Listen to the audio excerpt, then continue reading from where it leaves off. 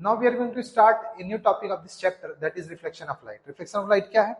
जब एक लाइट रे किसी ऑब्जेक्ट सरफेस पे स्ट्राइक करती है, the phenomena of sending back of a light ray when it strikes on an object surface, जब वो किसी ऑब्जेक्ट सरफेस पे स्ट्राइक करके दूसरी डायरेक्शन में चली जाती है, इसी फिनोमेना को हम लोग रिफ्लेक्शन ऑफ लाइट कहते हैं। इसे समझने के लिए आसान भाषा में अगर कहा जाए, जब एक बॉल को आप लोग किसी ऑब्जेक्ट के सरफेस पे स्ट्राइक करते हैं, वो टकराने के बाद दूसरी दिशा में डाइवर्ट हो जाती है। उसी तरह पार्टिकल नेचर ऑफ लाइट के बेसिस पर हम ये कह सकते हैं कि लाइट रे किसी ऑब्जेक्ट सरफेस पे टकराने के बाद दूसरी डायरेक्शन में डाइवर्ट हो जाना, इसी फिनोमेना को रिफ्लेक्शन ऑफ लाइट कहते हैं। सिंपल भाषा में कहा जाए, bouncing back of light ray is called as reflection.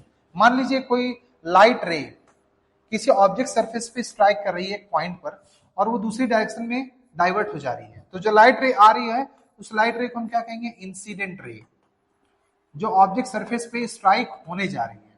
और जिस पॉइंट पे वो स्ट्राइक करेगी उस पॉइंट को हम लोग पॉइंट ऑफ इंसिडेंस कहेंगे। और जो लाइट रे डाइवर्ट होगी उस लाइट को हम कहेंगे रिफ्लेक्टेड रे।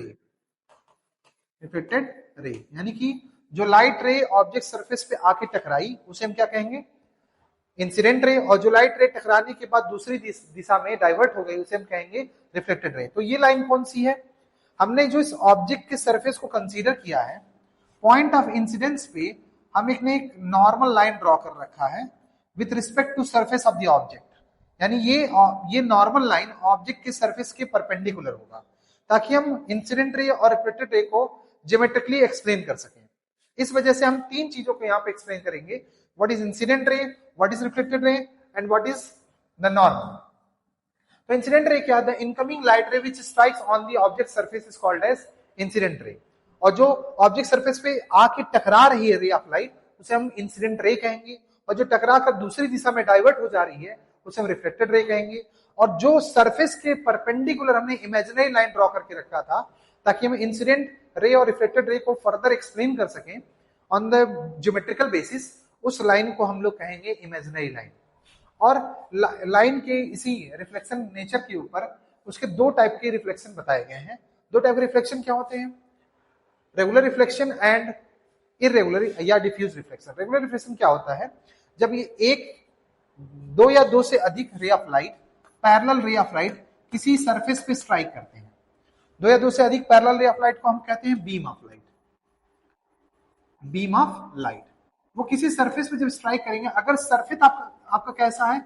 स्मूथ सरफेस है। स्मूथ मतलब पॉलिश सरफेस है, वो लाइट को 100% रिफ्लेक्ट कर सकता है, जैसे कि आपका एक मिरर है। तो ये बीम ऑफ लाइट जब यहाँ स्ट्राइक करेगी तो रिफ्लेक्ट होने के बाद वो एक दूसरे के उसी तरह पैरेलल होंगी जैसे वो रिफ्लेक्शन के पहले थी। तो अगर वो बीम का फॉर्मेशन करते ही रिफ्लेक्ट हो रही है, बीम के ऑर्डर में ही रिफ्लेक्ट हो रही है, तो इस टाइप के रिफ्लेक्शन को हम लोग रेगुलर रिफ्लेक्शन कहते हैं, जो कि आपको प्लेन मिरर में देखने को मिलेगा। जबकि अगर आपका ऑब्जेक्ट का सरफेस स्मूथ नहीं है, जहां पर रे ऑफ लाइट क्या कर रही है? स्ट्राइक कर रही है, तो वहां पे जो रिफ्लेक्शन होगा वो डिफ्यूज रिफ्लेक्शन होगा या इरेगुलर रिफ्लेक्शन होगा। उसको हम एक्सप्लेन कैसे कर सकते हैं कि जब बीम ऑफ लाइट स्ट्राइक करती है किसी ऐसे सरफेस के ऊपर जिसका सरफेस स्मूथ ना हो, कैसा हो? रफ हो। ऐसे सरफेस को हम लोग कहते हैं रफ, जैसे कोई दीवार हो गई। तो ये बीम ऑफ लाइट यानी दो या दो से अधिक पैरेलल रे ऑफ लाइट जब स्ट्राइक करती है किसी रफ सरफेस के ऊपर और डाइवर्ट होने के बाद वो पैरेलल रही नहीं जाती हैं, वो सब के सब किसी डिस्टॉर्टेड डायरेक्शन में चली जाती है। इस फेनोमेना को हम लोग इरेगुलर रिफ्लेक्शन कहते हैं। क्या देखिए, यहाँ पर कोई भी रे ऑफ लाइट, जितनी भी रिफ्लेक्टेड रेज हैं, अब इन्हें हम बीम ऑफ लाइट नहीं कह सकते हैं। जितने भी रिफ्लेक्टेड रेज हैं वो किसी और डायरेक्शन में जा चुकी हैं, सबका डायरेक्शन चेंज हो चुका है, वो एक दूसरे से पैरेलल नहीं है। That is why this type of reflection is called as irregular reflection या डिफ्यूज रिफ्लेक्शन। अब रिफ्लेक्शन को फर्दर स्टडी करने के लिए हमने कुछ लॉज बना रखे हैं। उस लॉज को ऑप्टिक्स में लॉज ऑफ रिफ्लेक्शन कहा जाता है। वो दो तरह के लॉज होते हैं।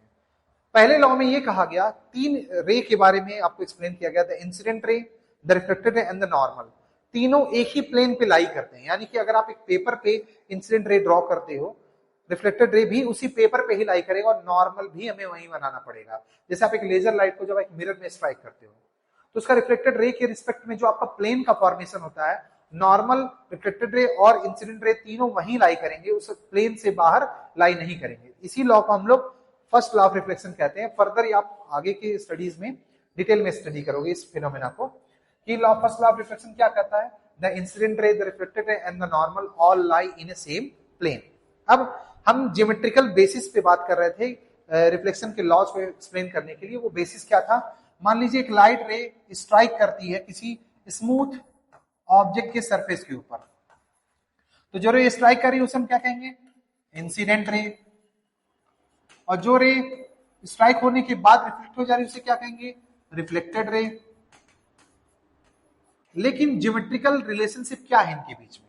ये जो नॉर्मल इमेजिनरी लाइन सरफेस के परपेंडिकुलर हमने कंसीडर किया है, उसके बेसिस पे जो इंसिडेंट रे एंगल बनाता है उसे हम लोग एंगल आई से रिप्रेजेंट करते हैं। एंगल आई को क्या कहा जाएगा? Angle of incidence. Angle of incidence. Incident आप नहीं कहेंगे, इंसिडेंट भी कह सकते हैं, कोई दिक्कत नहीं है। और ये जो एंगल बना रहा है एंगल आर, इसे हम लोग एंगल आर कहते हैं या angle of reflection. Angle of reflection. अब इन दोनों के बीच में क्या रिलेशनशिप है? तो सेकंड लॉ इसी बेसिस पे है, geometrical relationship between incident ray and the reflected ray. क्या रिलेशनशिप है? कि जो नॉर्मल से एंगल ऑफ इंसिडेंस बन रहा है और जो नॉर्मल से रिफ्लेक्शन का एंगल बन रहा है, एंगल ऑफ रिफ्लेक्शन, दोनों एक दूसरे के इक्वल होंगे। यानी अगर आप एक लेजर लाइट से किसी मिरर पे स्ट्राइक कर रहे हो तो मिरर के नॉर्मल जो एंगल आपकी लेजर लाइट बना रही है, जो इंसिडेंट रे बना रही है, उसी एंगल के रिस्पेक्ट में उतना ही एंगल बनाते हुए वो दूसरी दिशा में क्या हो जाएगी? डाइवर्ट हो जाएगी। यही आपका सेकंड लॉ ऑफ रिफ्लेक्शन है कि angle of incidence is always equal to angle of reflection. यही सेकंड लॉ ऑफ रिफ्लेक्शन है और ये इसी बेसिस पे बहुत सारे फिनोमेना को आगे एक्सप्लेन करेंगे, जैसे लैटरल डिस्प्लेसमेंट को, ऑब्जेक्ट का प्लेन मिरर में इमेज कैसे बनता है, ऑब्जेक्ट का प्लेन मिरर में मिरर से ऑब्जेक्ट की दूरी और मिरर से इमेज की दूरी कैसे आप एक्सप्लेन कर पाएंगे। इन सभी चीजों को हम आगे फर्दर एक्सप्लेन करने वाले हैं। तो प्लेन मिरर के अंदर जो इमेज फॉर्म होता है उन सारी चीजों को हम यहाँ पे डिफाइन करने वाले हैं। The image form by the plane mirror is always virtual. इसका मतलब क्या है? वर्चुअल। वर्चुअल इमेज और रियल इमेज में अंतर क्या होता है ये आगे हम आगे पढ़ने वाले, लेकिन फर्दर उसके बारे में कुछ थोड़ा बहुत बात तो कर सकते हैं कि वर्चुअल इमेज क्या है। जो मिरर में आप अपनी इमेज को देखते हो, जिसे आप किसी स्क्रीन पर रिकॉर्ड करके शो नहीं कर सकते हो, उस इमेज को हम लोग वर्चुअल इमेज कहते हैं। और जो इमेज आप रिकॉर्ड करके किसी सिनेमा स्क्रीन पे या किसी भी स्क्रीन पे रिप्रेजेंट कर सकते हो, उस इमेज को हम लोग क्या कहेंगे? रियल इमेज कहेंगे। तो एक प्लेन मिरर में हमेशा आपका कैसा इमेज बनता है? Virtual image. यानी उस इमेज को जो करंट टाइम में आप मिरर में देख रहे हो, उसको कभी आप रिकॉर्ड करके सिनेमा स्क्रीन पर प्ले नहीं कर सकते हो। रिकॉर्ड करें तो उसमें रिकॉर्डिंग्स भी सेव हो जाएंगी। तो इस वजह से ये हम ये कहते हैं कि उस समय जब आप मिरर में अपना रिफ्लेक्शन देख रहे होते हो, उस इमेज को हम लोग वर्चुअल इमेज कहते हैं। That can not be recorded, they cannot be shown on a cinema screen.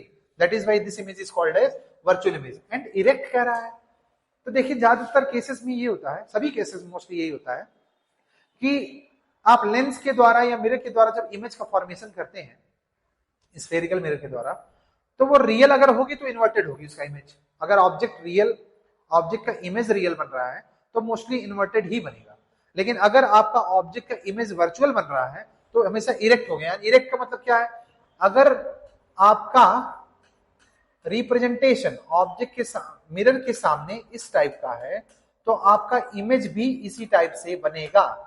यानी कि आपका हेड ऊपर की तरफ है तो मिरर के में इमेज का भी हेड किधर होगा? ऊपर की तरफ। बस ये फिनोमेना चेंज हो जाएगी कि आपका लेफ्ट साइड मिरर के राइट साइड में रिप्रेजेंट होगा इमेज में, आपका राइट साइड मिरर में क्या हो जाएगा? इमेज का लेफ्ट साइड हो जाएगा। इस फेनोमेना को हम लोग लैटरल इन्वर्जन कहते हैं, जो कि हम आगे पढ़ेंगे, अभी नहीं। ठीक है, तो हमने ये कहा मिरर लैटरली इन्वर्टेड इमेज बनाते हैं और सेम साइज का बनाते हैं। बहुत ही अच्छी पॉइंट है कि प्लेन मिरर हमेशा आपका जो इमेज क्रिएट करेगा वो सेम साइज का क्रिएट करेगा, लैटरली इन्वर्टेड क्रिएट करेगा, वर्चुअल और इरेक्ट क्रिएट करेगा। आपको ये जानना होगा प्लेन मिरर क्या होता है। प्लेन मिरर एक ऐसा मिरर है जो ऑब्जेक्ट के इमेज को same as it is represent करता है, सेम साइज का रिप्रेजेंट करता है, लैटरली इन्वर्टेड रिप्रेजेंट करता है, वर्चुअल और इरेक्ट रिप्रेजेंट करता है। अगर आपसे कोई क्वेश्चन पूछे कि प्लेन मिरर का फोकल लेंथ कहां होता है, बहुत ही अच्छा क्वेश्चन है, एक बार बोर्ड एग्जाम में आया हुआ था एमसीक्यूज में, कि where is the focal length of the plane mirror? The focal length of the plane mirror is always at infinity. कहां पर होता है? इंफिनिटी पे होता है। अब एक क्वेश्चन ये अराइज होता है कि ऑब्जेक्ट का इमेज फॉर्मेशन कैसे होगा। मान लीजिए एक ऑब्जेक्ट यहां मौजूद है, तो जब उससे लाइट रे रिफ्लेक्ट होती है मिरर के रिस्पेक्ट में, ये सारी की सारी रे कहलाती हैं इंसिडेंट रे। और एक की पॉइंट हमेशा याद रखिए, जहां पर रिफ्लेक्टेड रे मीट करती हैं ऑब्जेक्ट से निकली हुई इंसिडेंट रेज, रिफ्लेक्ट होने के बाद किसी और डायरेक्शन में डाइवर्ट होती है, हमको ये मालूम है। जिस जगह पे वो रिफ्लेक्टेड रे मीट करेंगी इमेज वहीं बनेगा। वो कॉनकेव मिरर का केस हो, कॉन्वेक्स मिरर का केस हो, या किसी भी स्फेरिकल मिरर का केस हो, हम ये कह सकते हैं जहां पर भी रिफ्लेक्टेड रे मीट करेंगे ऑब्जेक्ट का इमेज वहीं बनेगा। तो यहां देखते हैं हम लोग, ये दोनों के दोनों इंसिडेंट रे हैं। यहाँ पे नॉर्मल ड्रॉ करते हैं, नॉर्मल ड्रॉ करने के बाद ये एंगल ऑफ इंसिडेंस इस एंगल ऑफ रिफ्लेक्शन के इक्वल होगा, ये एंगल ऑफ इंसिडेंस इस एंगल ऑफ रिफ्लेक्शन के इक्वल होगा। इसे मैं I1 नाम देता हूं, इसे R1, I1 is equal to R1, इसे मैं I2 नाम देता हूं, इसे R2, तो I2 is equal to R2। Different angles हैं, लेकिन I1 is equal to R1, I2 is equal to R2। तो देखिए ये जो दो रेज हैं ये दोनों रिफ्लेक्टेड रेज हैं, लेकिन अगर इस डायरेक्शन में देखा जाए तो इनफाइनाइटली कभी एक दूसरे से मीट नहीं करेंगे, but virtually they are meeting at a point just inside the mirror, just behind the mirror. Mirror का ये रफ सरफेस है, ऑब्जेक्ट मिरर के प्लेन सरफेस के जस्ट फ्रंट में है, और जितना डिस्टेंस पे ऑब्जेक्ट ने यहां पर मिरर से मौजूद है उतने ही डिस्टेंस पे ऑब्जेक्ट की क्या बनेगी, इमेज बनेगी। और ये इमेज कैसी होगी, वर्चुअल होगी। कैसी होगी, और इरेक्ट होगी। साइज कैसा होगा, सेम साइज का होगा, और उसका डिस्टेंस कितना होगा, जितने दूरी पे ऑब्जेक्ट मिरर से मौजूद है उतनी दूरी पे इमेज भी मिरर से दूर होगी।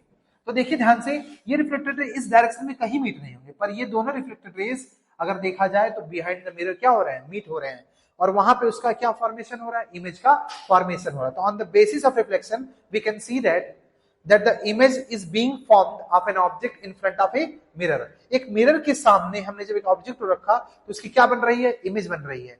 इसी फिनोमेना को हम लोग लैटरल डिस्प्लेसमेंट कहते हैं, सॉरी लैटरल इन्वर्जन कहते हैं।